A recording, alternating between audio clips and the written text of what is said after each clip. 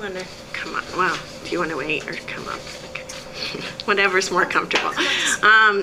So before I get into the project, I'll just, that's my slide to keep us organized, just to introduce the Hudson River Watershed Alliance. I know many of you know us, but basically we work up and down the Hudson River watershed, which goes from Lake Tier of the Clouds in the Adirondacks all the way down to New York Harbor. And we work primarily with, people know us as working with watershed groups, but increasingly working with other kinds of grassroots groups and community organizations and municipalities.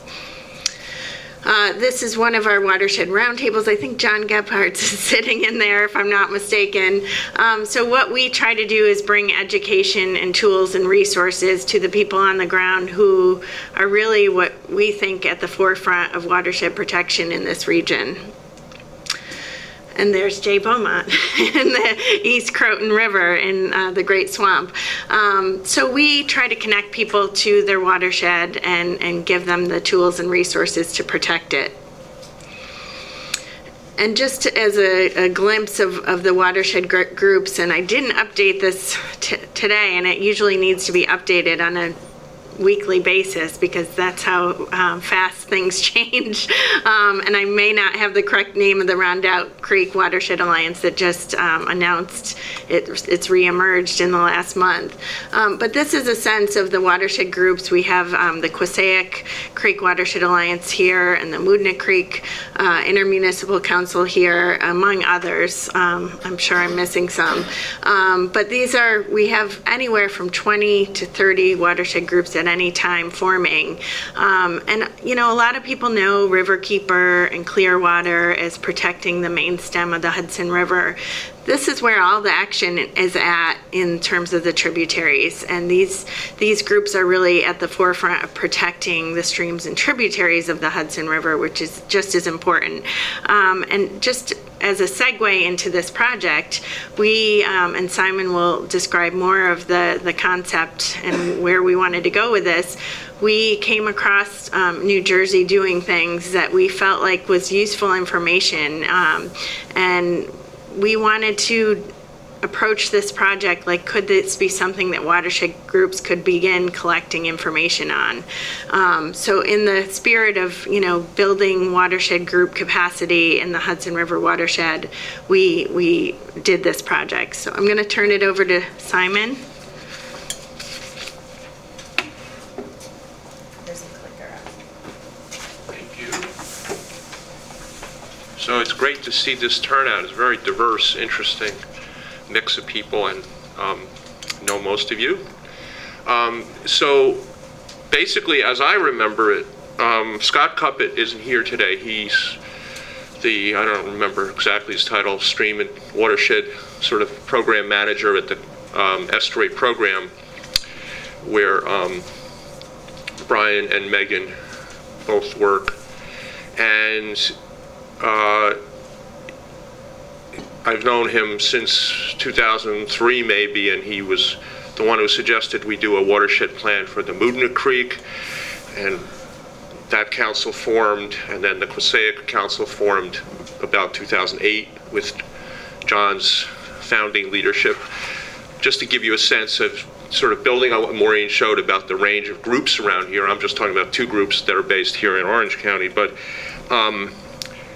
over the years working on watershed planning in the region, and I mentioned Scott because he's been involved with this project since the beginning, I think it was in conversation with him, among other ways, that the idea and the importance of starting to look at water budgets came up in my own thinking. And someone who I believe is about to enter the room is another person who's been important in that discussion for me, because Russell Urban Mead is coming. He's also on our board with Kate and me for the Hudson River Watershed Alliance, and he's a hydrogeologist, and he'll be helping today to moderate. And he's done some work for many years looking at groundwater and surface water interactions in the region. And then George, who will talk later with the Nature Conservancy, is very involved in working on these issues. And the basic questions that this is designed to start getting at is you know, in some ways very, very simple. How much water do we have in our watersheds? And how do we know how much water we have? And welcome, Russell. And where is it? When do we have it? There was a mention somewhere in the last few minutes about, actually I think it was something Brian said, about looking at when during the year do we have more and less water in our watersheds.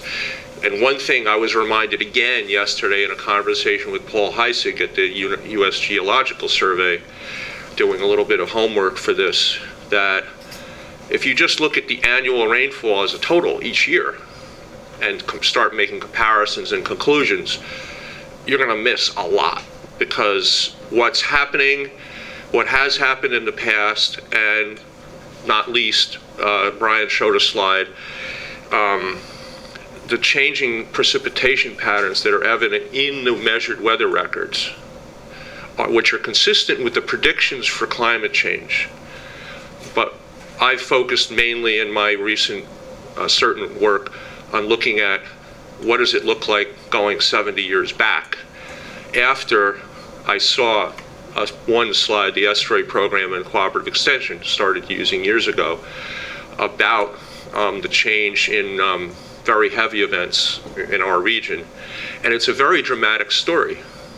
I wrote a fact sheet, a little article, which is now posted online at the CUNY website, and you can find it pretty simply by Googling if you want. Just Google CUNY for City University of New York, and precipitation recurrence trends. I think that's the search term I used that brought it up.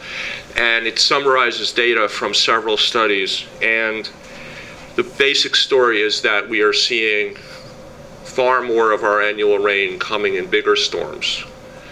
And there's also been some shifts that a climatologist at CUNY has been studying in terms of how much the water comes as snow versus rain. And while we may not have suffered a multi-year drought anytime recently, we've had some deep, shorter dry spells. And what the predictions suggest is that these trends are going to get worse or more dramatic. And we're seeing that. In anecdotally, we can see these bigger storms. And so back to this study, the basic idea was to do a fairly simple analysis of one watershed, and we had to look for a watershed because our budget's limited with the amount of grant money that we could do, that did not have a lot of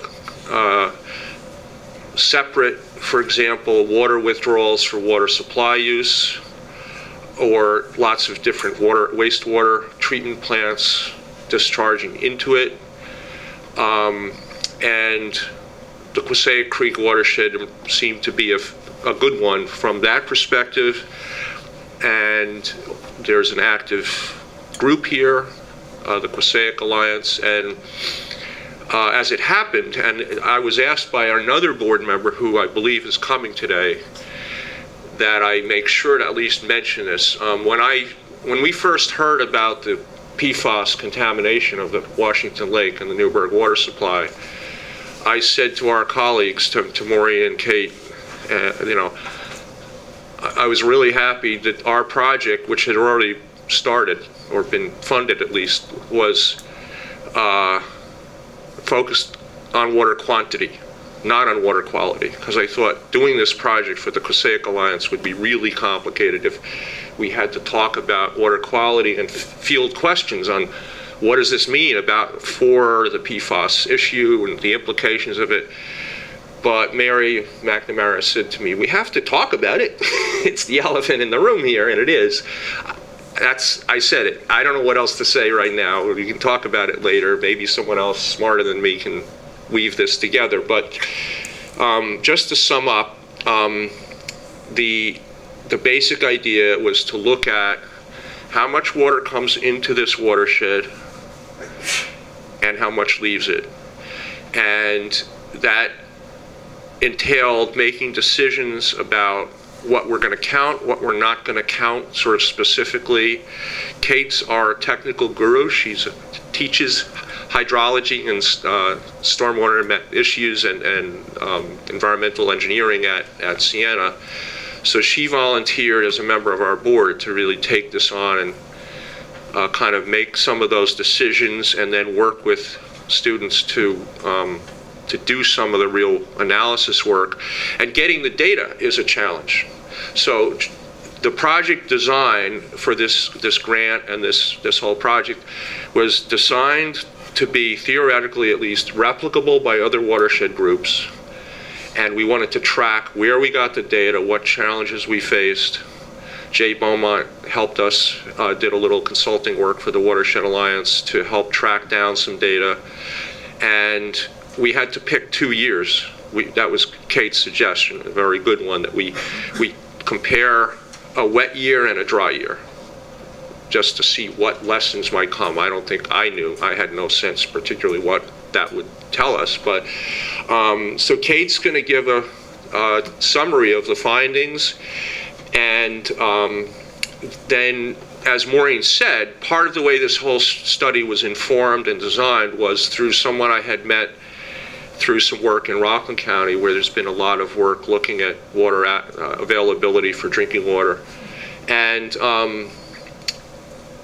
it was suggested that we could look at New Jersey's approach to all of this, where in some ways they're much farther along than most parts of New York, as far as I know. And so Jeff Hoffman kindly has come a long way to give us a real overview of that. And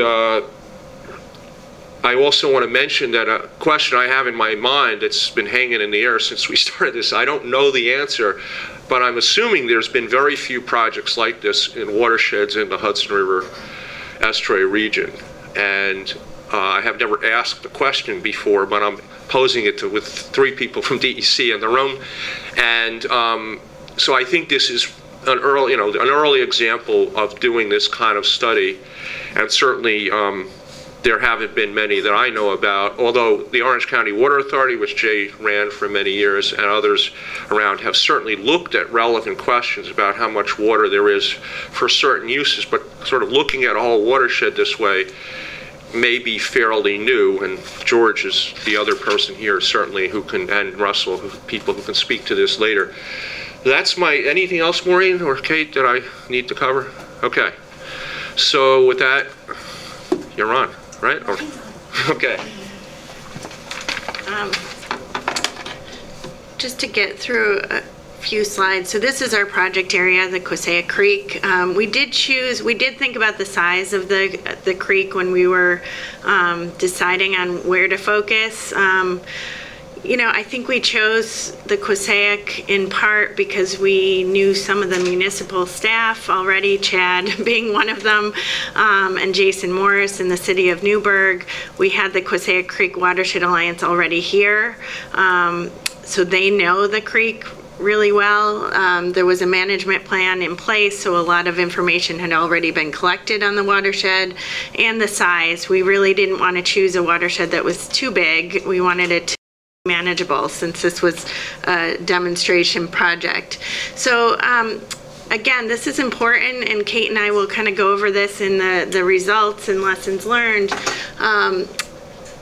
But the purpose of our project was to see if this could be replicated by other groups, which is different from a purely scientific approach. This was something that we wanted to be able to hand off to other groups like us, like me. I'm not a hydrologist.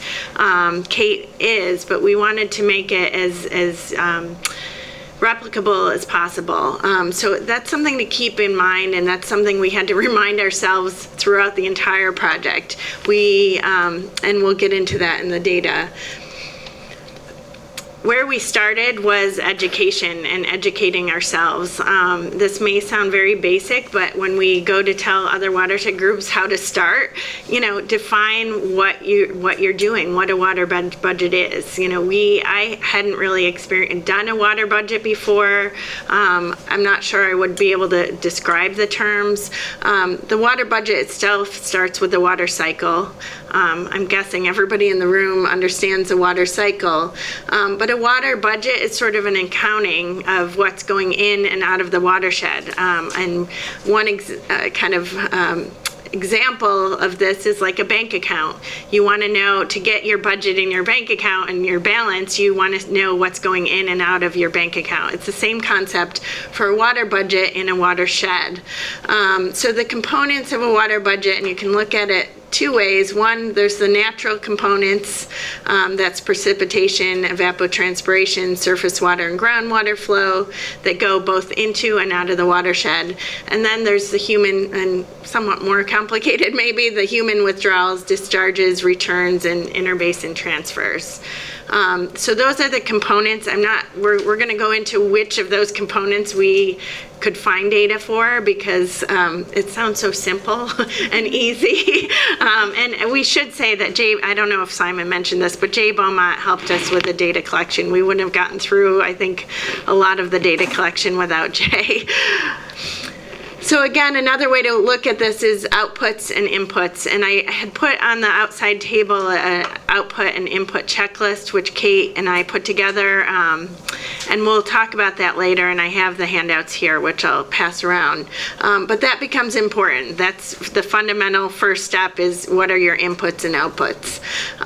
So Simon mentioned this. Just like a bank account, you want to know what's in your bank account, what's going in and out, and the more knowledge you have, the better you're able to manage your funds, right?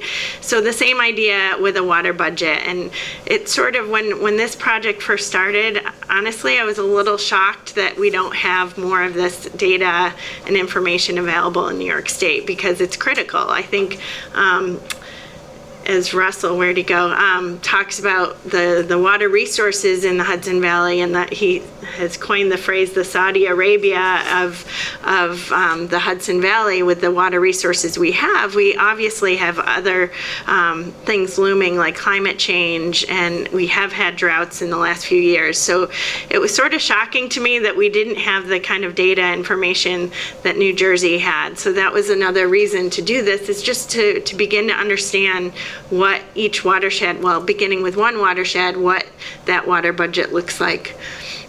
Is this you, Kate? Are we switching? Okay. Again, because it was a demonstration project, we focused on easily attainable and quantifiable information. If you were choosing to do a water budget for other reasons or had another goal in mind, you might not take the same approach. But we wanted to complete the project. We wanted to collect the information we could. I want to say we didn't agonize over the information we couldn't collect. We did agonize, but after a certain point we said, we can't find this information, it's not available, we're not going to include it. And we'll talk about it later. We ended up putting together a list of all the data we didn't have and all the data we did have and why, and that kind of serves as a backdrop to the information. Other considerations, and one of the first things we did was sit down with the city of Newburgh and other municipalities to talk about the watershed. Right away, we submitted this grant in 2016, and the water contamination issue in Newburgh had already taken place. We decided to avoid that whole issue by choosing water years that were before 2016. And as Kate will talk about, we also decided to contrast one unusually wet year and one unusually dry year, where the data was readily available. Again, that's going to become a theme. So I'll turn it over to Kate for the data. Thanks, Maureen. All right. Excuse me. So good morning. I'm tasked with bringing you through the numbers. So. All right, let's go. So as Maureen said, we chose 2 years to do our analysis. 2007 was a drier than average year based on 10, 15 years of precipitation data. 2008 was a wetter than average year based on those same years of data. And for our inputs, what we ended up being able to incorporate into our analyses was rainfall or precipitation. So that's snow, rain, sleet entering the watershed. We also used as inputs the City of Newburgh sewage treatment plant. So this is wastewater that's been treated and then is discharged back into the watershed. For outputs, we included water that was removed from the watershed to go into people's homes and businesses, drinking water. And the other output was stream flow. So this is water that's exiting the watershed through the river channel. And so there were some surprising things that we found when we took a look at these data. And again, thank you to Jay for compiling and finding these data for us. So in terms of the inputs, not surprisingly, we found that the annual precipitation for 2008 was greater than 2007, right? Because that was our wet year. In terms of the treated wastewater being released back into the watershed, it was the same for both years. That was not unusual. The outputs were a little bit more unusual. In terms of the water being taken for municipal supplies drinking water, they were pretty similar for our wet and dry years.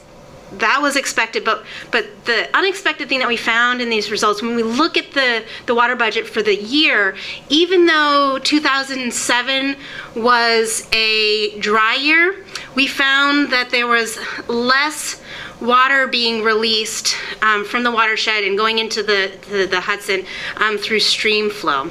So our dry year had less precipitation, but it also had more stream flow, and vice versa. Our wet year had more precipitation but less stream flow. And ever since I put this table together, I've been struggling to figure out why that is. So there could be possible reasons for this. There could be more evapotranspiration in 2008. So this is water that would be leaving the watershed through evaporation and transpiration through plants. Took a look at that using some data that Brian sent us, and they're pretty similar. The other thing that could happen is I could have made an error in my number crunching. That's very likely. I haven't found that error yet.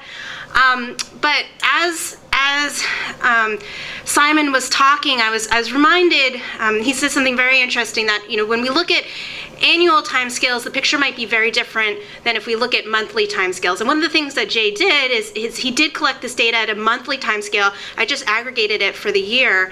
And my best explanation of why we see this is that for 2007, there's just a few more months where almost all of the precipitation is being discharged as stream flow. So I think to solve the mystery here, I need to spend a little bit more time looking at the monthly data, and I think I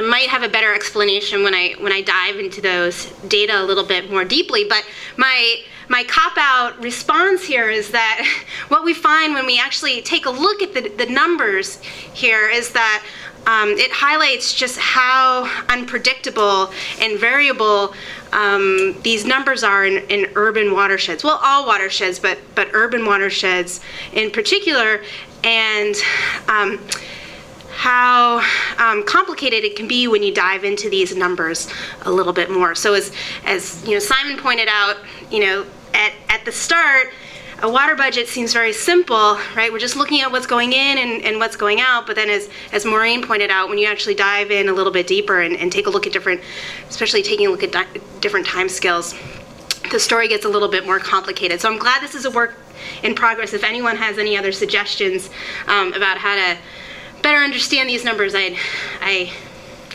open to suggestions. And so these are in the table, these ended up being the data that we did include. These are the numbers that we did include in our analyses. And again, I'm just showing the annual values. We did look at J-compiled data for each month. So what data didn't we include? Well, basically, as Maureen said, we didn't include data if they weren't available or we couldn't find them. The other data that we didn't include were data where there was perhaps an output, but then an input right away. So for example, the throughway stops, they remove water from the watershed, but then they discharge it right back in. Or something like agriculture, there's apple orchards in the north of the watershed, so water is removed to irrigate those orchards, but then it's added right back to the watershed. So we decided not to include those data. Evapotranspiration came up a lot during the project period, and we didn't initially include it because we didn't know about any easily available, readily available tools, but since Brian has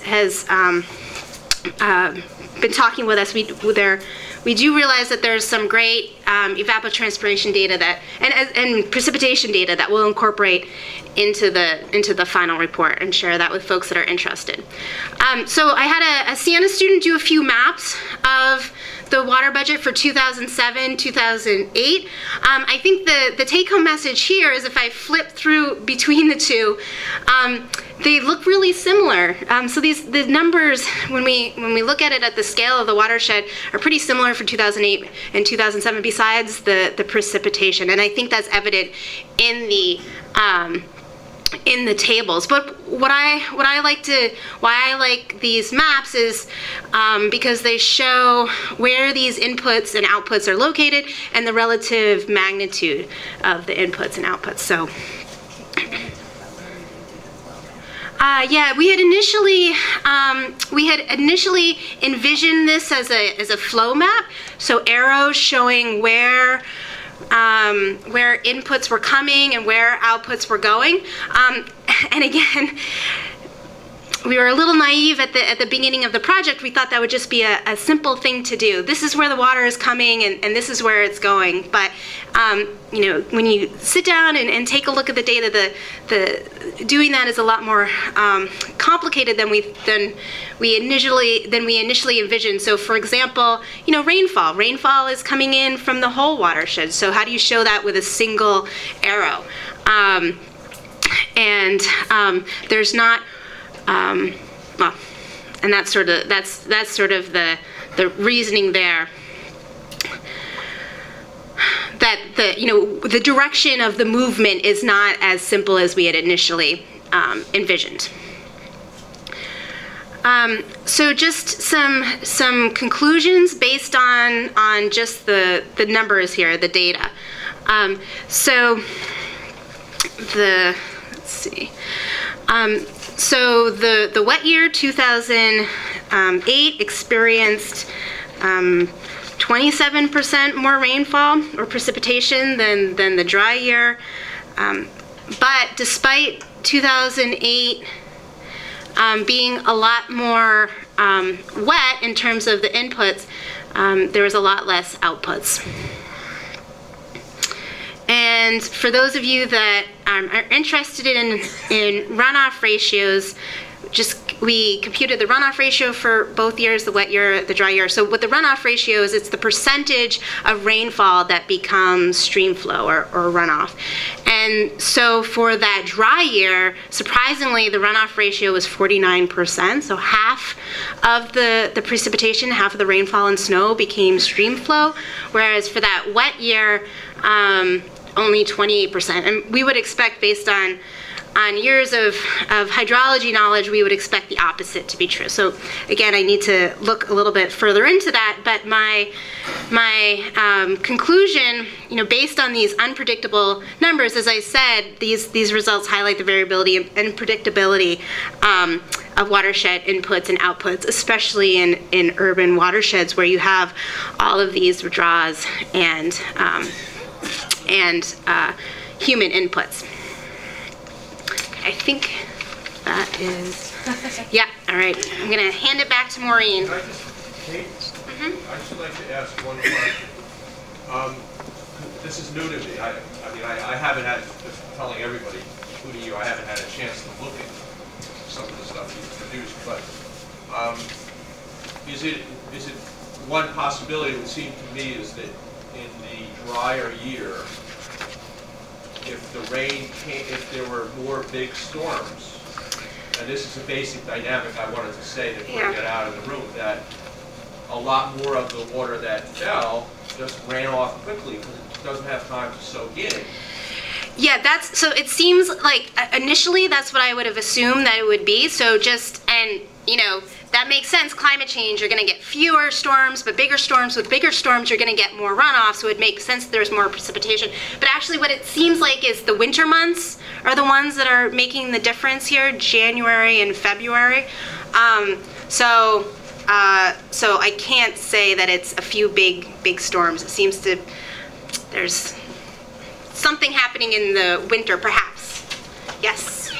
In 2007, the runoff was probably caused by the fact that we were hit by a nor'easter that was severe enough that Orange County was declared a disaster area. Okay. So the storm declaration took place on April, so the storm could have been either beginning of April or the end of March. Yeah, okay, so then I take back what I just said to Simon about it being the winter. Yeah, a few big storms. And the worst areas, according to FEMA.gov, that I went to, is the Lubna and Quassaick.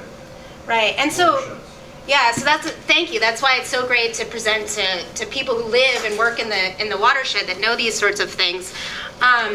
Yeah, and so what this highlights, and one of the conclusions or the take-home messages is it highlights how these extreme events and dry years are going to continue to happen. It highlights how these extreme events are going to impact things like the water budget unpredictably.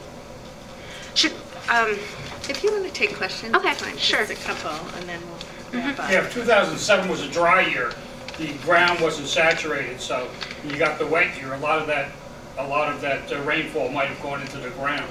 Yeah, so exactly as Simon pointed out, those pre-existing conditions, yeah, may have certainly impacted it. I'm sure that this isn't the right forum to solve all of your problems here with this. No, I appreciate it. It's a work in progress, but just for my general information here, because I know very little about this, if you were to take 20 years and you were to compare just the precipitation and the stream flow, what do you think you would get? These are 2 points. Yeah, that's a really good point too. Well, every watershed is different, and you definitely see variability from year to year. I'm just trying to figure out if this is really as unusual as it looks like it is. Yeah. No, it's an excellent point. It's important to understand these data within a larger context. With the stream flows compared to standards, it seems the way I'm thinking of it, you're assuming 50% to 70% absorption and evapotranspiration, and there's a couple people here that can probably address that fact. Like, they seem high. It just seems like a high absorption rate. I don't think the soils are that capable. So in my line of work, I usually look at runoff ratios for a single event, and in urban watersheds, these runoff ratios are pretty typical for urban watersheds, but opposed to them in comparison to one another. So yeah, maybe one more question. Is there a chance we can just go back to the table slide you had? Yeah. No. Sorry to make it. No, that's okay. So just, and I might be thinking a little too like a micro scale compared to a macro scale of a watershed, because I would potentially view the wastewater treatment plant as either a bypass or an output, because that doesn't discharge to the same creek. Yeah, so that is a really good point and something that I didn't even get into. So you know, again, this idea that initially a water budget seems like a pretty easy thing to do. Even deciding what was going to be an input versus an output was a tough one. And so what we decided is what we decided was, okay, your watershed is like the physical, natural thing, the watershed, and then if you're taking water out, and even if you're putting it in pipes, that's still in the watershed, we were considering that an output. The only inputs we included were things from sewage treatment plants that it was that were true inputs, because that gets complicated too with combined sewer overflows and not wanting to double count CSO coming into the watershed, but then also being accounted for as stream flow leaving the watershed. So yes, point taken, and Maureen did a nice write-up talking about our justification for why things were inputs and outputs and included and not included. Yeah, because I was just thinking also thinking about like the Delaware Aqueduct tap for the town of Newburgh. It gets a little complicated. Yeah. I totally agree. Yeah. This is complicated because that's taken and then that's split between rural areas potentially, yeah, and with no sewer, and sewered areas where all their sewer comes to the city, so that could potentially bypass the whole watershed. You are going exactly down the rabbit hole we went through, and exactly why we just sort of simplified it. This is what we included, this is how we defined it, and why the flow maps ended up being a lot more complicated, because there's... Yeah, like I said, I'm not trying to, I'm sure you guys thought of all this stuff. Yeah, no, as we see it now, it's just questions come to mind, and I just want to make sure everybody, But believe me, yeah, I think the motto was let's not lose the forest for the trees. You can definitely spend a lot of time thinking about those trees. But again, as Maureen said, it would be a different approach if it was a scientific study and we wanted this to be peer reviewed by other hydrologists. The point was let's come up with a procedure that a non-technical person could replicate. And so that's why we always had to take that step back and say, yes, that is so true, but it's just let's make this doable for everyone. Yeah, one more, and then I'll leave it. As you go forward, you said this could be a sample for other watersheds. Mm-hmm. Would you advise those other watersheds to put inputs to include the water that is taken from a neighboring watershed and is added? So mm-hmm. to follow up on Chad, yeah, so much of the input to the Quassaick is water mm-hmm. that comes from the Round Out or the Neversink or the Delaware watersheds, depending on where DEP's getting the water for that day mm-hmm. for the tap in the town of Newburgh for the Delaware mm-hmm. aqueduct. So the input could be a much higher number besides rainfall, because depending on who's that tap is serving, the use is high, because town of Newburgh could buy X number of millions of gallons, town of Marlboro, city of Newburgh, through an intermunicipal agreement, so that usage is coming from a different watershed, or that input's coming from a different watershed. Yeah, I would... And like in the Moona, or the Ramapo, or the Wallkill in Orange County, inputs and outputs, because of the intermingling of watershed water, is a big factor that Jay fights with at our Moona meetings about the water coming from the Moona and going into the Ramapo. But just for a recommendation, maybe that would be added as another input. Yeah, it was, so I would tell other watershed groups that if there are inputs like that, yes, definitely include them. What was, I think, surprising, as Maureen said, is that inputs like that for the Quassaick, the data just weren't available. So we we talked about all these potential inputs and outputs, but we just couldn't include them if data weren't available. And just as an example, you know, the interbasin transfer from Silver Stream Reservoir to Washington Lake, I was really surprised that no one's measuring that those data, or they're not available. It wasn't until after 2016 that you probably measured that on a... Yeah, I mean, we have some data for that since but not there's never been you know, there's rumors that Washington Lake there's you know, seeps or springs fed, but then there's this transfer, but there's also the Patton Brook and Murphy Ditch transfer, which, you know, there's never been any street, you know, you could do the math on it, but it's not, there's no historical record. Right, and that was the other thing too. We could do the math on a lot of these, we could estimate them, but we didn't want the errors associated with those calculations to dwarf the numbers that we did have. Especially in those 2 years. Yeah. It wasn't a concern of municipalities to keep that data or collect that data. Yeah. Since 2016, Chad probably has could give you very specific data on Browns Pond, Silver Stream, the amount of water coming from the Catskill Aqueduct. Oh yeah. Yeah. So thank you everyone for your comments and questions. Just to keep us moving, I'm going to pass it off to Maureen, and there'll be plenty of time to talk about this. It's hard to do and look at this at the same time. So basically our how-to is really for watershed groups, I would say, because that's what this project was intended to kind of pass this information to a watershed group. I'm not going to read everything, I don't think, but maybe I will. The goal of the water budget, that's important. If you're doing it as a water supply manager, or you're doing it as part of a watershed planning process, and just to understand the inputs and outputs is sort of an exercise that can feed into your watershed characterization. So define why you're doing the water budget, learn about the water budgets, understand your watershed and key points of interest.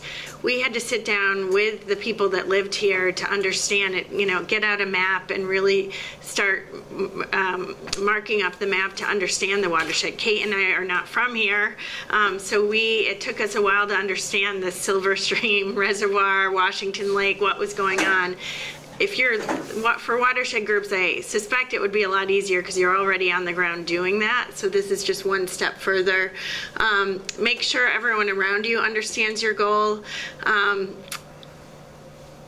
Choose your wet years and dry years. I would say, got hung up for a long time on which wet year and which dry year to choose. I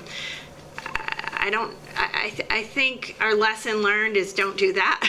I think we were agonizing over whether we were going to find the data, whether we could access it, and rather than make a decision and just move forward. Where there was a period when we were looking at, I think, 2012, 2013, but there wasn't as big of a contrast in those years, so we went back to 2007, 2008.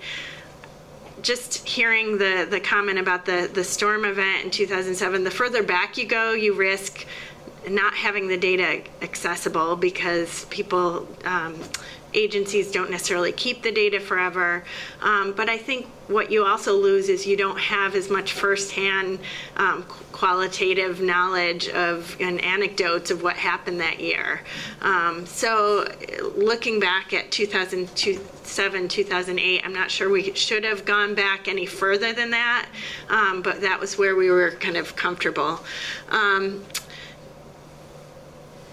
I guess be creative in collecting information, and Jay can comment more on this in the breaks and later in the day, but we had to go after the data in multiple ways. Jay submitted FOIL requests, Simon's emailing somebody somewhere else, I think John Gephardt's got involved. So it wasn't just one. If you think one agency has the data, try to get at it as many ways as you can, because that's how we finally got the data back.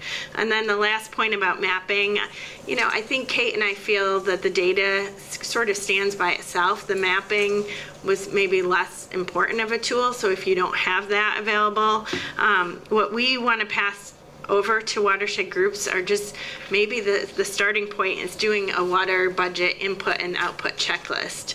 And we created a draft one. Even last night we were kind of making changes and thinking about changes because of a website that Brian Buchanan pointed out, that it's a national water census data portal that has evapotranspiration data.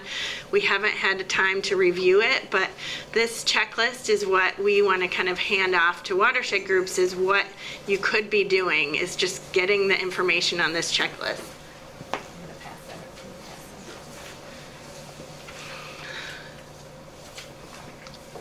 It's so slow, I don't know what's... Yeah, I'm just going to try and get everything.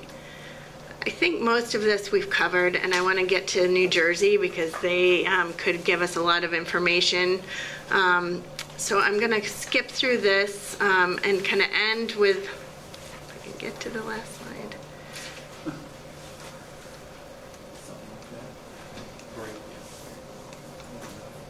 slide. You got to point it over there, I guess. Okay, so Simon came up with these questions. I'm not going to read them all, but these are sort of the questions that we're ending our portion of the day with.